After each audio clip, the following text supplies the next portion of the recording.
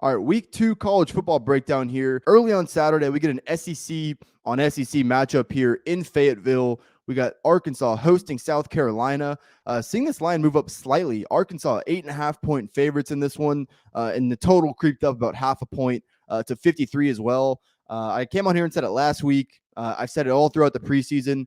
I really love this Arkansas team. I played them over the 7.5 wins. Thought they looked pretty good last week in that game against Cincinnati. Although things somewhat broke down in the second half defensively, still a game that I felt like I had a pretty good read on and was right about a lot of stuff.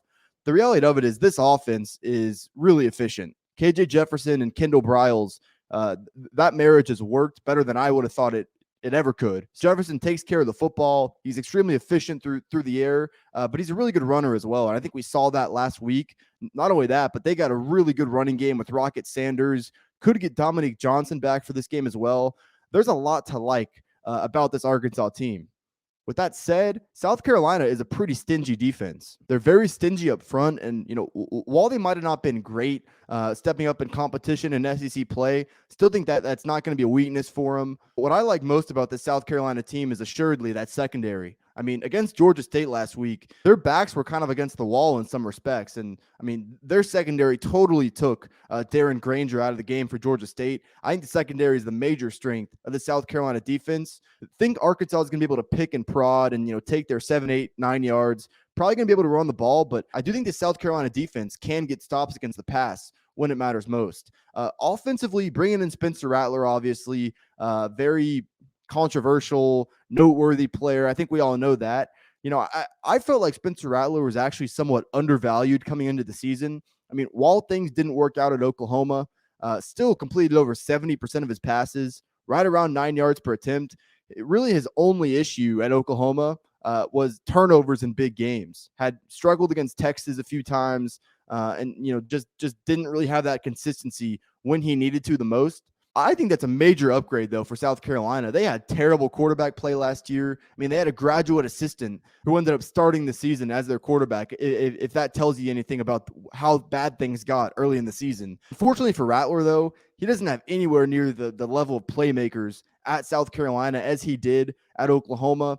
Did bring over Austin Stogner with him, but I just don't expect this, especially early in the season. Things can obviously change as guys develop throughout the year, but I just don't view this as an overly explosive passing offense. And I think the issue I have with that too is I worry about how South Carolina is going to be able to run the football.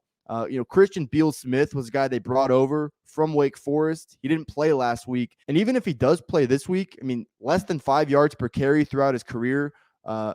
Marshawn Lloyd, under 4 yards per carry throughout his career, and did not look good last week against Georgia State. So I'm not really expecting much from them in this matchup. If things were a little more solidified, I do think this Arkansas defense is somewhat attackable. I don't necessarily think that Arkansas's cover corners are all that good, but the one thing I like is, they're extremely well coached with Barry Odom. I love the way he uses those safeties like Jalen Catalon, really kind of uses them at all three levels. But I also like what I saw from their pass rush last week. Had 3 sacks against Cincinnati. That was kind of a question mark I had for them coming into the year. I think they answered a lot of questions last week. As far as a play, I'm not going to lay the 8.5 with Arkansas. I think that's actually probably the right number. If it was at 7, I have a heavier lean towards that. This feels like one of those games very similar to last week. Think it's going to be competitive. Think it's going to be close. But at the end of the day, do think Arkansas pulls this one out at home. Fayetteville's a tough place to play. I was there last year when Texas played at Arkansas. Really good environment. I know this is a day game, but still a very tough place to play. South Carolina just doesn't have enough established offensively yet to where I think they can go in there and win that game. So my best look on this game would probably be to include this in a money line parlay. We did it last week with Arkansas. Unfortunately, Boston College screwed us over, but I've actually already released my best bets here for week 2. Got those out this morning here on Wednesday. I'm looking to have the rest of my card out by Thursday. The main place you can follow me is on Twitter at Fordham Betting. I'll also leave all of my other information in the description below. One more thing, too, head over to proud90.com. They got all your golf apparel needs. You see this shirt right here. I know you've been staring at it the whole time. Head over to proud90.com. Code Fordham at checkout. It's going to get you 15% off your order. All the other information will be in the description. Appreciate y'all watching the video. Glad we're getting a conference matchup here early in the season. Should be great. Ultimately, do think Arkansas pulls this one out.